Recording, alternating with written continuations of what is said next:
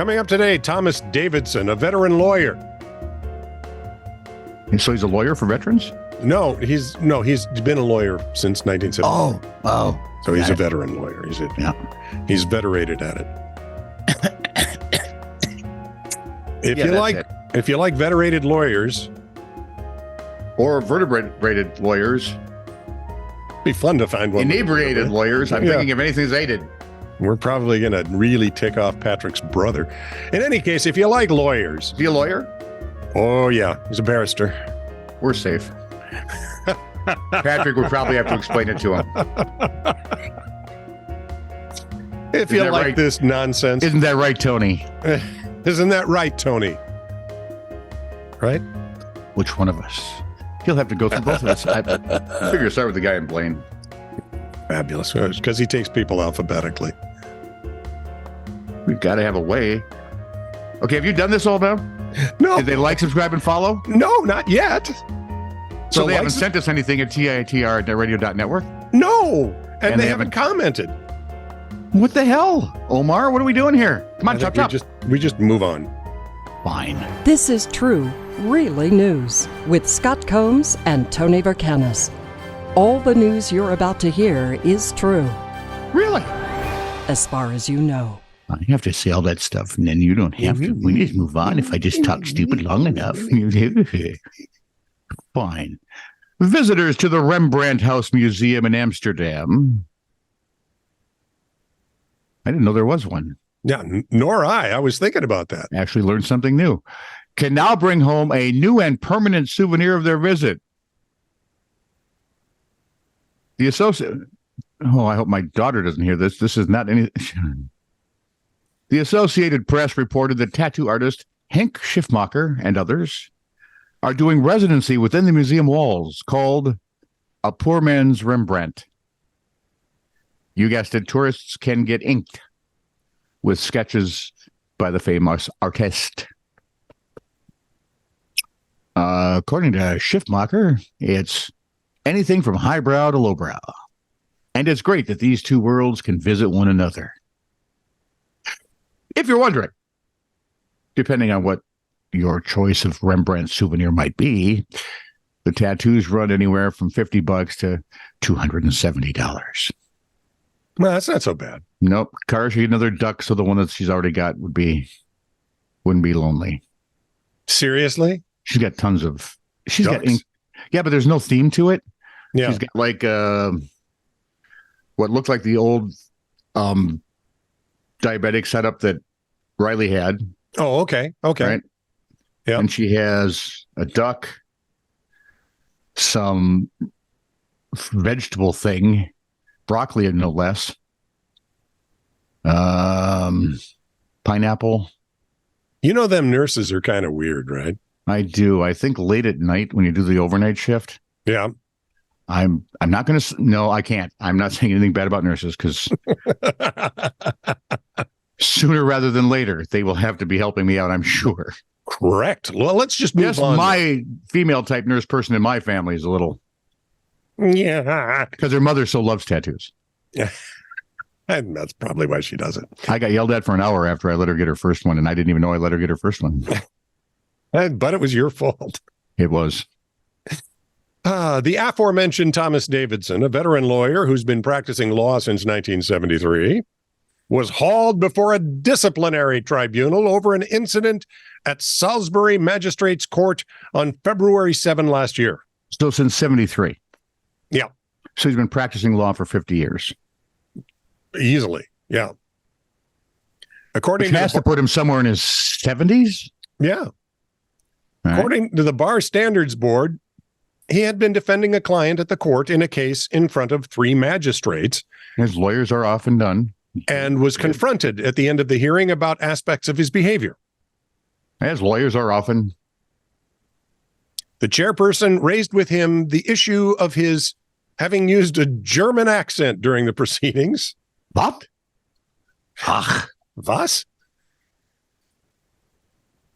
Well, no, just the accent. He did what?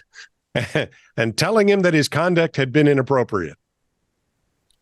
Mr. Davidson looked at the bench and said, Jawohl.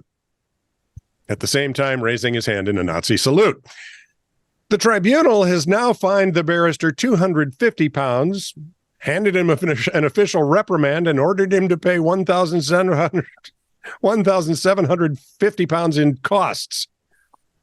Davidson's profile states his areas of practice include crime, employment, family law, immigration, personal injury claims, and reenactment of famous Monty Python sketches. There are this week's first Monty Python reference. And there is no way to save that salute, by the way. No, that you can't. No, I got that from Rome. Yeah, maybe, but the Yavol kind of just mess. You're done at that point. Employees at the wow. Why did he conduct the whole thing in a German accent? I am going to go with the theory that he's in his mid-70s and lost it. Things might be loosening. Employers of Taqueria Garibaldi restaurants in Northern California. Does that ring a bell with you at all? No. Me either. It got an unusual and unorthodox perk during working hours. According to USA Today, employees testified in court that a person who identified as a priest, really, I identify as a rich guy, but that doesn't help me out. I identify as smirt. Yes, and you have no regrets. I am so smirt, SMRT. Who identified as a priest, we were there, right? Was called in to hear workers' confessions. Confess, I did a really good job on this house. The priest urged workers to get their sins out and asked employees if they had stolen from their employer, been late for work, had done anything to harm their employer, or if they had bad intentions toward their employer. This feels possibly not like a legitimate confession. I'm guessing the U.S. Department of Labor is thinking that too. I'm guessing it's a unique way for the company, though, to find out how the shrinkage is occurring. And that's why you have the U.S. Department of Labor going, no. No. The Catholic Diocese of Sacramento. Michelle, tell me about them, because you lived there for a while, right? Yeah. Or in that, said it could find no connection between the priest and the diocese. The hell you say? Didn't see that one coming, did you? Maybe it was the Diocese of St. Flipper. I'm guessing it was Father Sarducci. I mean, come on, he hasn't had work for years.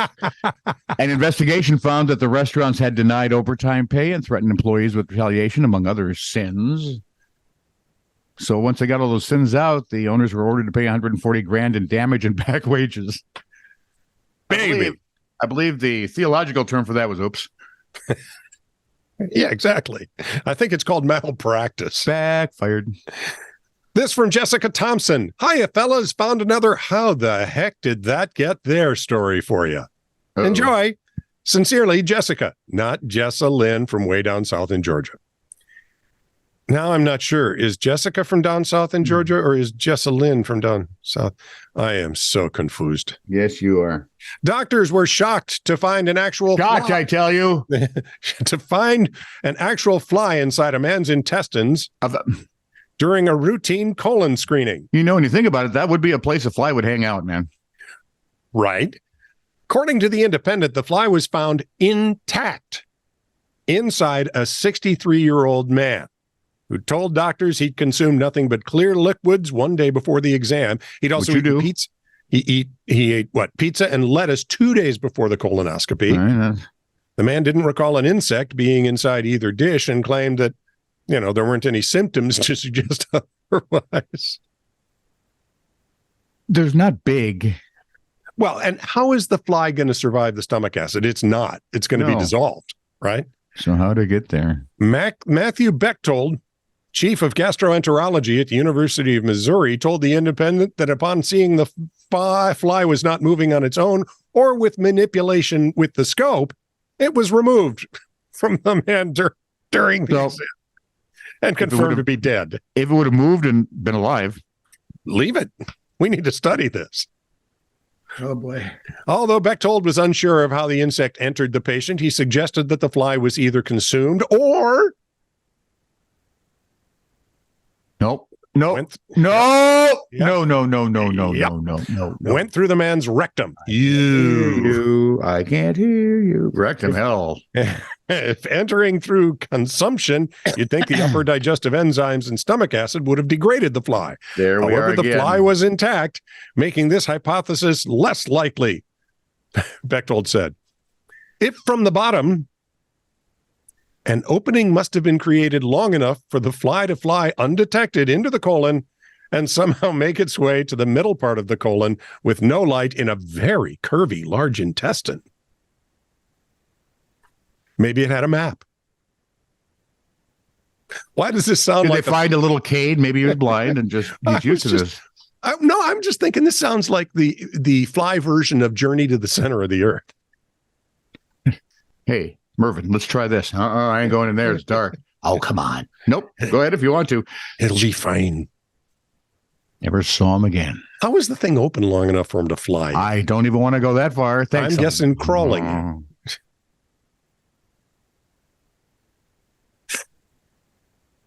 I hate you.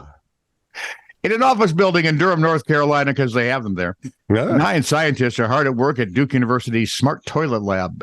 Duke University's Smart Toilet Lab. Well, I don't know. Does that drag one down or lift the other up? I don't know, but it's Yeah. going to give whole new meaning to the word dropping a Duke. According to Deuce. Oh, yeah. Well, Deuce, whatever. Yeah. The news and I'm sure the Duke family is very happy. The News and Observer reported Sonia Grego told the paper that she and her colleagues are addressing the very serious health problem, gut health. Yeah, so like No, that's what they're addressing. The toilets in the lab move the poo into a specialized chamber before flushing it away. to what? Interrogate it? Well, cameras are placed there for image processing. And the resulting data can give doctors insight into a patient's gut health. All right. The startup company Coprata is testing pilot versions of the smart toilets in a few dozen households. After all the data is gathered, users can access it themselves on their smartphone app. What are you doing? Just checking on some shit. Look some stuff up. They're looking for gut health, and I'm thinking they should probably find a way to prevent flies, like little screens or something. The knowledge of people's bowel habits, says Grego, empowers individuals to make lifestyle choices that improve their gut health. I wonder if the screens would make your farts whistle. Hey, Hadn't thought of that, had you? interesting, but stupid. Yeah. This is true, really news. Send email to TITR@netradio.network.